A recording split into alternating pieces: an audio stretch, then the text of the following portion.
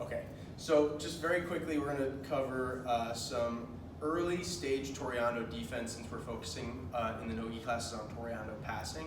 I want to just also cover very quickly how we can kind of be on the defensive from bottom person's perspective while we're sparring. So Brian's here looking to come out and he's approaching me with this Toreando pass. So he comes out to the side and he gets this hip and knee post there. So his right hand's on my hip or ribs and his left hand's starting to get onto my knee.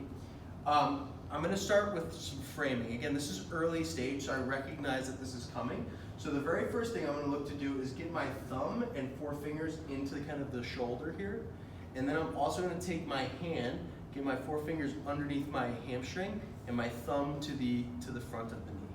So this frame here, I feel like is one of the most important because it really prevents me from getting tilted this direction, right, from the early stage.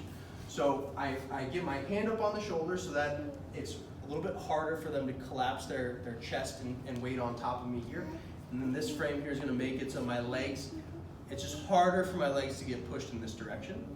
And with my frame here, I'm going to take my left foot and physically pull it up and get my hips up off the ground so I can get my shallow lasso grip.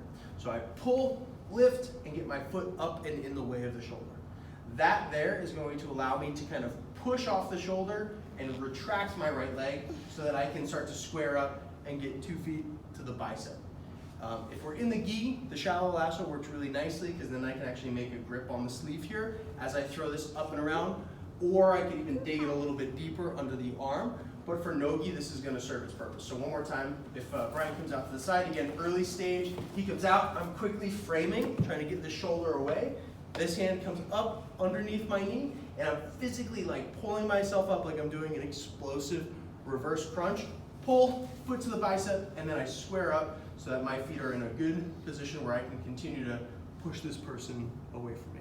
So again, just early stage Toreando defense, hoping it's helpful when we're actually playing from the bottom position and the person on top is coming around with a Toreando pass.